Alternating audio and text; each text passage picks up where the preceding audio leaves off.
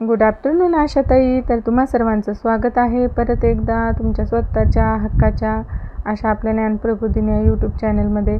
तर मैत्रिणींनो, जी वर्ष 2025 आणि 26 चालू झालेलं आहे, तर या आपल्या वर्षामध्ये ग्रामीण आशा स्वयंसेविका ज्या आहेत, तर त्यांच्यासाठी जे काही भाग 1ची डायरी मिळालेली आहे, तर त्यात 2 प्रकारचे रजिस्टर आहेत. ग्राम आरोग्य सर्वेक्षण रजिस्टर आणि कुटुंब पाहणी सर्वेक्षण रजिस्टर. ते योग्यरित्या कशा प्रकारे भरायचं याबद्दलचा हा व्हिडिओ असणार आहे. त्यामुळे आशाताईंसाठी हा खूपच महत्त्वपूर्ण असा व्हिडिओ असणार आहे. म्हणून हा व्हिडिओ तुम्ही शेवटपर्यंत बघा आणि व्हिडिओ आवडल्यास व इतर कुठल्या टॉपिकवरती व्हिडिओ वगैरे हवा असल्यास कमेंटमध्ये नक्की शेअर करा. चला तर मग ज्या टॉपिकसाठी आपण व्हिडिओ बनवत आहोत, तर तो टॉपिक डिस्कस करूया. तर अशा प्रकारची ही डायरी ग्रामीण आशा स्वयंसेविकाकरिता मिळालेली आहे. तर या डायरीमधलं पहिलं जे रजिस्टर आहे, तर ते असणार आहे ग्राम आरोग्य सर्वेक्षण रजिस्टर. तर हे कशा प्रकारे भरायचं किंवा यामध्ये कुठले कुठले कॉलम असतात हे तुम्ही पाहू शकता. बघा, ग्राम आरोग्य सर्वेक्षण रजिस्टर. तर इथं सुरुवातीला अनुक्रमांक लिहायचा आहे. तर हा अनुक्रमांक 1 पासून असणार आहे. तर त्यानंतर इथं घर क्रमांक आणि कुटुंब क्रमांक. तर इथं कुटुंब प्रमुखाचे नाव आणि संपर्क क्रमांक म्हणजे त्यांचा मोबाईल नंबर देखील आपण इथं लिहिणार आहोत. तर कुटुंब प्रमुखाचे वय, धर्म, जात आणि म्हणजे तो BPLमध्ये येत आहे की APL म्हणजे रेशन कार्ड कुठल्या प्रकारचं आहे हे देखील आपण यात भरणार आहोत. त्यानंतर एकूण सदस्यांची संख्या, त्या व्यक्तीच्या कुटुंबामध्ये एकूण सदस्य किती आहे ते इथं लिहिणार आहोत. त्यानंतर अपत्यांची संख्या म्हणजे त्या अपत्यांमध्ये देखील मुले किती आहेत किंवा मुली किती आहेत.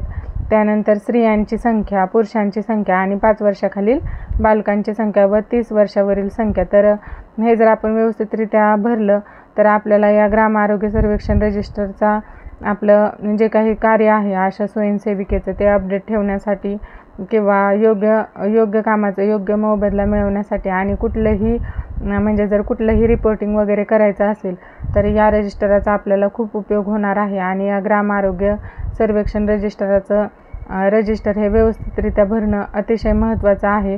त्यामुळे परत एकदा कॉलम बघून घ्या.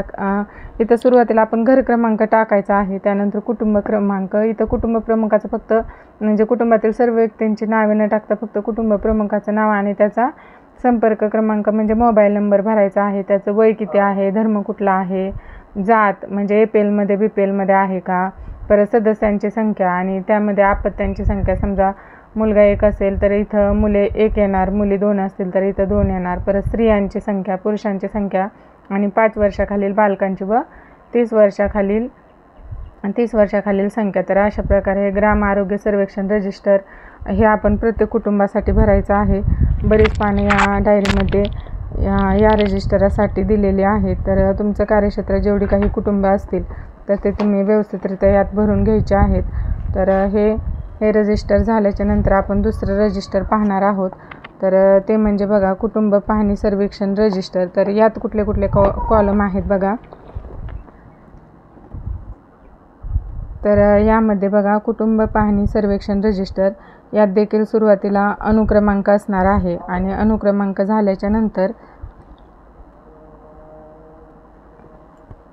बघा या ठिकाणी अनुक्रमांक, परत घर क्रमांक, कुटुंबातील सदस्यांची नावे आपण लिहायची आहेत, लिंग, जन्मतारीख. आता इथं मात्र कुटुंबातील प्रत्येक सदस्याचं नाव इथं लिहायचं आहे, त्याची जन्मतारीख लिहायचं आहे, वय आणि कुटुंब प्रमुखाचे त्याचं नाव वगैरे काय आहे ते विवाहित आहे का, अविवाहित, विधवा की विभक्त, त्यांचा आधार क्रमांक, मोबाईल नंबर आणि त्यांचा आभा ID जो असेल तो किंवा जननक्षम पात्र जोडप्यात यादीत जो काही क्रमांक असेल तो इथं लिहायचा आहे. आणि जननक्षम यादीतून जर वगळलं असेल तर ते देखील आपण इथं लिहिणार आहोत. तर अशा प्रकारे हे कुटुंब पाहणी सर्वेक्षण रजिस्टराचे कॉलम तुम्ही बघू शकता. हे देखील अतिशय महत्त्वपूर्ण आणि सोपे आहेत. अनुक्रमांक, घर क्रमांक, कुटुंबातील सदस्यांची नावे, लिंग, जन्मतारीख, वय, कुटुंब प्रमुखाशी नाते, विवाहित, अविवाहित, विधवा, विभक्त, आधार क्रमांक, मोबाईल नंबर, आभा ID, जननक्षम जोडपे यादीतील क्रमांक आणि जर जननक्षम यादीतून वगळलं असेल तर त्याचं कारण लिहायचं आहे. अशा प्रकारचे उपयुक्त व्हिडिओ पाहण्यासाठी व अशा अपडेट्स पाहण्यासाठी आमच्या ज्ञानप्रबोधिनी या चॅनलला नक्की सबस्क्राईब करा. धन्यवाद.